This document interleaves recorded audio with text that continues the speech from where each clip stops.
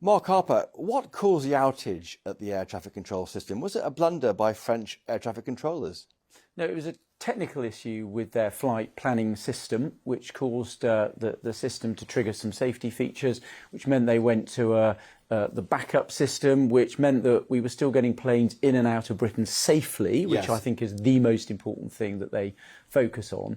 But it meant that the capacity was reduced, which is what then caused a lot of the flight cancellations and obviously all of the disruption that they apologised for yesterday, which is still obviously causing issues today. So it wasn't an incorrectly filed flight plan by the French authorities, has been reported today in the UK. Well, no, I don't know where that story's come from. We're looking into the root cause of it. What happens? They're regulated by the CAA. They will do a review. The CAA will look at it, see whether they're happy with what they've come up with, and we'll look at whether there are lessons to be learned for the future. You know, we haven't had a significant outage like this for the best part of a decade. No. Usually the system functions very well, and that is actually one of the best air traffic systems in Europe. It's very reliable and usually performs very well. And the most important thing yesterday was, despite the disruption, and I accept that that's been incredibly disruptive for people, and I joined with Nats in apologising to people that have been impacted by it. The primary thing they have to do is make sure we can keep flying safely. Yes. And that's what they continued to do yesterday. And how do you do that? Are you going to be seeing airlines today? Yes, so I'm going to be seeing airlines, the passengers that have been impacted. The airlines have a legal responsibility to get them back, whether on their own flights or on another airline, to look after them when they've been put out, so put them up overnight, make sure they've got food and drink and so forth. And I'll be meeting with airlines, understand how that's going, and to make sure they're fulfilling their legal responsibilities. How long will the disruption last for? 5 days? I think most people, hopefully, will be dealt with relatively promptly. There may well be people, a small number of people who are affected for longer. That's one of the things we want to explore today, is to make sure that that is minimised to the absolute extent. How many days is longer?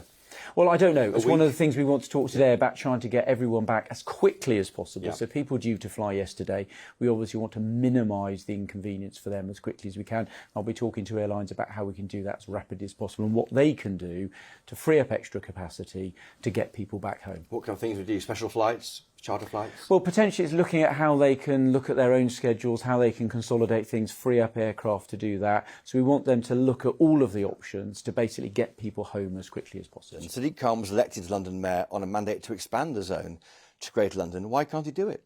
Well, he was elected on a mandate to expand it to the North and South Circular, which he did. He doesn't have a mandate to expand it to Outer London. And he's been going around saying this is all about air quality. But if you look at his own impact assessment, it says it will have a minor to negligible effect on air quality in Outer London. So in my view, and I think many other people's views, it's not about air quality. It's about raising money. And it's also from hard-pressed, some of the poorest motorists and hard-pressed Londoners. But it's also about putting an infrastructure in place for his future plans, which we know about. They're helpfully on his own website, for his Project 2030 scheme, for developing more sophisticated, as he puts it, road user charging, so a pay-per-mile system, which will make driving the preserve of the better off. And I don't want to see that happen. That's what this is really about, which is why I think it's so unpopular. Is this policy not the Tories' fault, your party's fault? It was an idea that came to pass under Boris Johnson as London Mayor. Well, look, he set out having a ULEZ in a very tightly focused part of central London, where you've got really good public transport and where there was a real problem to solve, and it's gone some way to solving it. It's very clear looking at the evidence, and I think the evidence is quite important. There's no evidence from his own study that this is going to make any significant difference at all to air quality. He points to other evidence too, doesn't he? He says, well, it is going to benefit ordinary Londoners. His own impact assessment that he commissioned through Transport for London, that he published, says it's going to have a minor to negligible effect on air quality. And also, by the way, because I saw this being written up as something to do with climate change, also practically no impacts on carbon emissions either. So it's not about improving air quality. And therefore, if you look at what else it could be about, it's clearly about raising money and putting in place the infrastructure for a future pay-per-mile road charging system. He would say if he were here, he's doing it because he has to find new ways of raising revenue as well. He was told by your predecessor, Grant Shapps, in a letter. No, so this is a bit of Labour misinformation. So the letter that's referred to was from 2020. It was post-pandemic, and it was about getting the scheme expanded to the North and South Circular, that narrower scheme, and it was to start that in order for us to continue supporting the Mayor of London. We've put, by the way, the taxpayers put £6 billion into supporting Transport for London during the pandemic. That's what that's about. It's not about this scheme. And we were very clear, by the way. We wrote to the Mayor of London and said that expanding ULEZ had to be funded from his resources. He couldn't use resources from this department to do it. We're speaking on the date it's been unveiled today. Should there be an amnesty for people who are trying to get into the zone and pay the bill, but they can't because their website's crashed? Well, look, clearly he's operationally responsible for it. If people aren't able to use it, clearly that's not their fault. So should the charges be waived? Well, that's up to him. But clearly, if you're putting a scheme in place and you haven't enabled it to work properly, then clearly it doesn't seem to me very reasonable to punish people for doing that. But look, fundamentally, it's not my job to explain how he can make the system work properly. We fundamentally don't think he should be doing it. It's a choice for him as the Labour Mayor of London, backed by his leader, and we think it's a mistake. What can you do to help people living just outside London who you now can't drive into the zone or without being charged the £12.50? Can you help them with any money from central government to counties around the area? Well, look, I looked very carefully at whether there was anything that I could do, whether I had the powers to block the rollout of this scheme. The law says you could do. Well, no. Some people say that's what the law says, and they refer to, I know on your channel, Section 143 of the GLA Act, but I've looked at it very carefully. It doesn't allow me to do that. It has two tests in it. One refers to people being impacted outside London, which you refer to, but it also talks about whether the Mayor's policies are in conflict with some national policies. There is no national policy about road user charging, and I have tested this.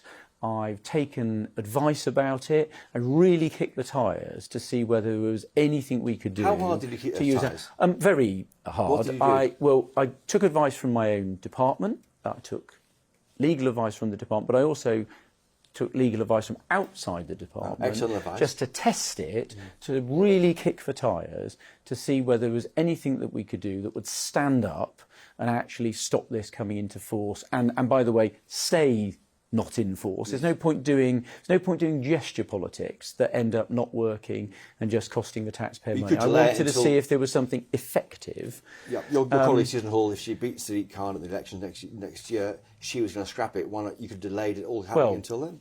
I didn't have the power to do that. I tested that to see whether that would work, and it's clear that that wouldn't work. But you're right, there's a very clear choice now for Londoners. Susan's made it very clear, our candidate for mayor next year, but if she wins, she will scrap the extension into outer London. So there's a very clear choice for Londoners. If they don't like the scheme and they want to see it go, then they should vote for her next year.